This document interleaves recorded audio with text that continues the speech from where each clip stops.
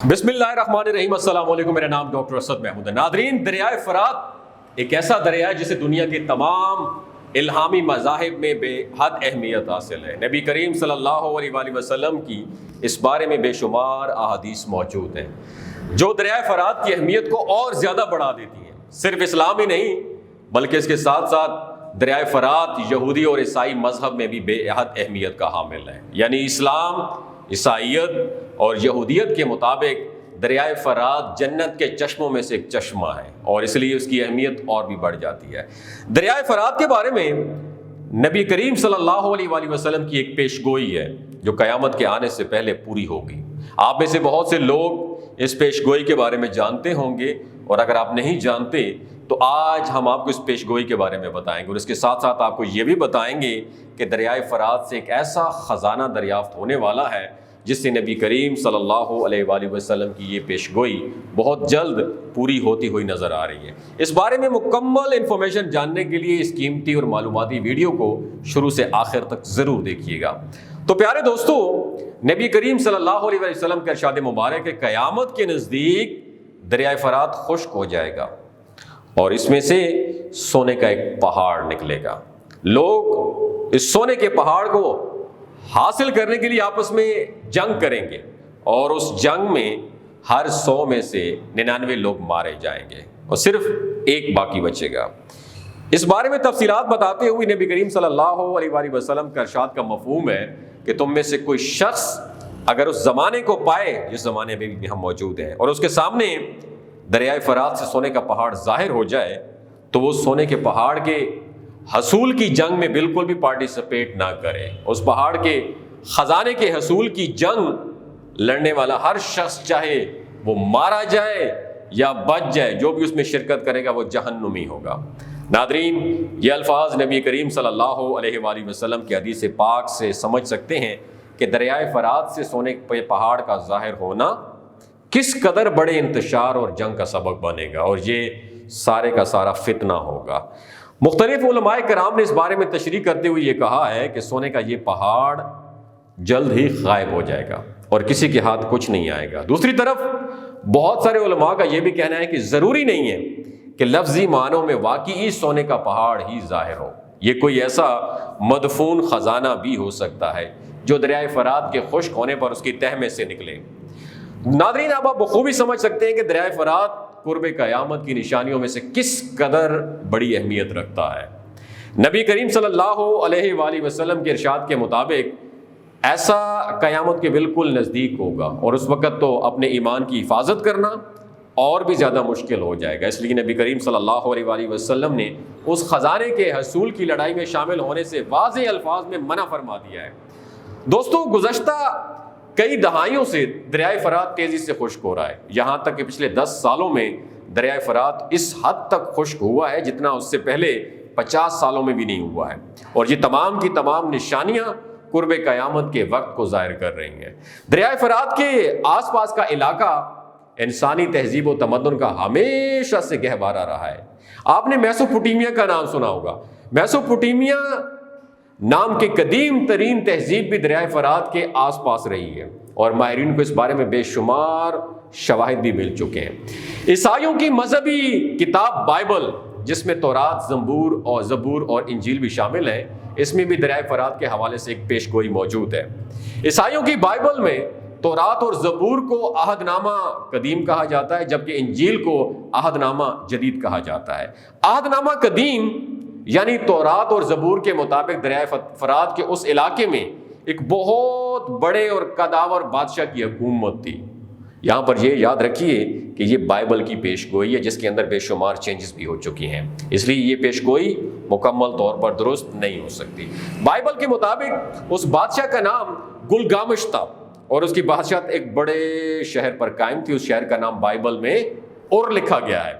اس بادشاہ کا قد بائبل میں موجود پیشن گوئیوں کے مطابق 9.5 فٹ تھا، اور یہ نہایت بہادر بادشاہ تھا جس نے لافانی زندگی حاصل کرنے کے لیے بہت سارے جتن کیے، لیکن آخرکار ناکام رہا۔ شروع میں یہ بادشاہ ایک نہایت ظالم تھا، لیکن لافانی زندگی حاصل کرنے کی سٹرگل میں ناکام ہونے کے بعد اس شخص نے اپنے تمام جرائم سے توبہ کر لی۔ اس کے بعد یہ بادشاہ عوام کے حق میں بے حد رحم دل اور نیک ہو گیا۔ اس واقعے کے بعد اس بادشاہ نے اپنی پوری زندگی عوام کی خدمت کرتے ہوئے گزار دی۔ ناظرین، بائبل کی روایات کے مطابق اس بادشاہ کا مقبرہ دریائے فرات کے علاقے میں موجود ہے، اور اس کے مقبرے کے بارے میں یہ بھی کہا جاتا ہے کہ وہاں پر بے شمار خزانے بھی ہیں۔ گزشتہ 125 سال سے ماہرین آثار قدیمہ اس بادشاہ کے مقبرے کو دریافت کرنے کی سٹرگل میں مصروف عمل ہیں، لیکن ابھی تک کوئی خاطر خواہ کامیابی حاصل نہیں کر پائے۔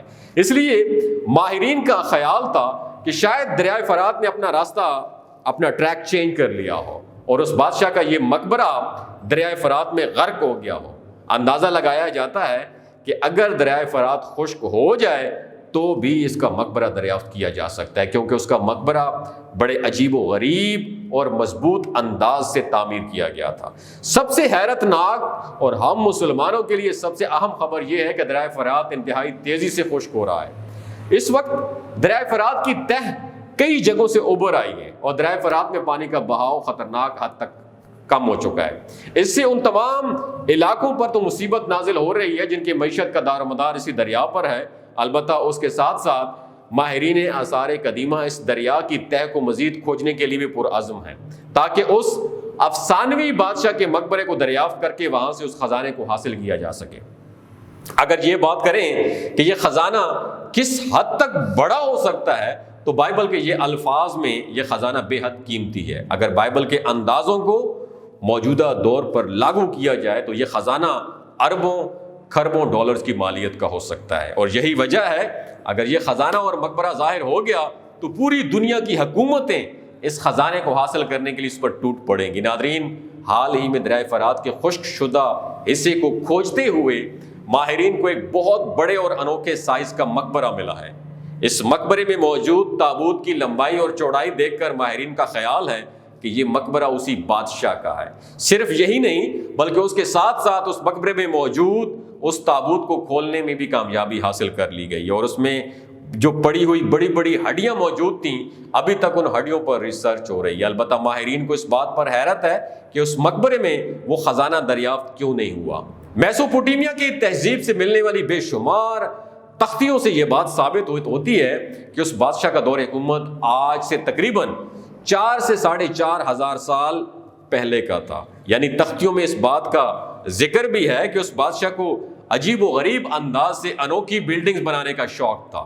اس لیے اب ماہرین یہ سوچ رہے ہیں کہ ہو سکتا ہے کہ اس مقبرے میں کوئی ایسی خفیہ راستہ دریافت ہو جو اس بادشاہ کے دفن شدہ خزانے تک جاتا ہو، اور یہی وجہ ہے کہ اب تک اس مقبرے کو اچھی طریقے سے کھنگالا جا رہا ہے اور ہر طرح کی جدید ترین ٹیکنالوجی کا استعمال کرتے ہوئے یہ کوشش کی جا رہی ہے کہ اس دفن خزانے تک رسائی حاصل کی جا سکے۔ دوستو، اگر تو اس بادشاہ کا یہ خزانہ واقعی موجود ہے اور اسے حاصل کرنے میں کامیابی حاصل کر لی گئی تو یہ پوری دنیا کے لیے کوئی خوشخبری نہیں ہے، بلکہ بہت بڑے بھیانک قسم کے فتنے کی خبر ہوگی۔ اس فتنے کی زد میں ہم صرف مسلمان ہی نہیں آئیں گے بلکہ پوری دنیا کے تمام افراد ہی اس فتنے میں گرفتار ہو جائیں گے۔ اس کی وجہ یہ ہے انسان کی فطرت میں مال کی محبت رکھ دی گئی ہے، اور انسان جو ہے نا بنیادی طور پر حریص اور لالچی ہے۔ ابھی تک تو ماہرین اس خزانے کی دریافت میں کامیاب نہیں ہو سکے، البتہ دریائے فرات کے ساتھ ہی اٹیچڈ جو ایریا ہے اس میں زیر زمین غاروں کا ایک نہایت عجیب و غریب سلسلہ بھی دریافت ہوا ہے، اور ماہرین کو یقین ہے کہ اس افسانوی بادشاہ کا وہ بیش قیمت خزانہ یہیں سے ملے گا۔ ماہرین اب اس بادشاہ کے مقبرے کے ساتھ ساتھ ان زیر زمین غاروں کا بھی ایکس رے سکین کر رہے ہیں، لیکن یہ تعمیرات جو ہیں بڑے عجیب و غریب انداز سے ہوئی ہیں اور بعض حصوں سے ایکس رے کی شعاعیں بھی نہیں گزر پاتی۔ یہی وجہ ہے کہ اب تک اس خزانے کی دریافت میں کامیابی حاصل نہیں ہو سکی۔ اب آنے والا وقت ہمیں بتائے گا کہ ماہرین اپنی اس کوشش میں کامیاب ہوں گے یا نہیں، اور کیا اس بادشاہ کا خزانہ واقعی کوئی وجود بھی رکھتا ہے یا نہیں رکھتا، یا محض یہ کہانی ہے۔ البتہ یہ بات یقینی ہے کہ نبی کریم صلی اللہ علیہ وسلم کی یہ پیشگوئی ضرور پوری ہو کے رہے گی، اور ہمیں اس کے لیے تیار رہنا چاہیے۔ ہمیں کوشش کرنی ہے کہ اگر ہمیں زندگی میں واقعی یہ موقع آ جائے اور اپنے آپ کو ہم اس جنگ و جدل سے جتنا دور کر سکتے ہیں کر لیں، اور اس جنگ میں ایک تن کا برابر بھی شرکت نہ کریں تاکہ ہمارا ایمان محفوظ رہ سکے اور ہم جہنم کے عذاب سے بچ سکیں۔ اگر یہ انفارمیشن آپ کو اچھی لگی تو دوسروں کے ساتھ ضرور شیئر کیجیے گا۔ اپنا اور اپنے ساتھ جڑے رشتوں کا خیال رکھیے۔ اللہ حافظ۔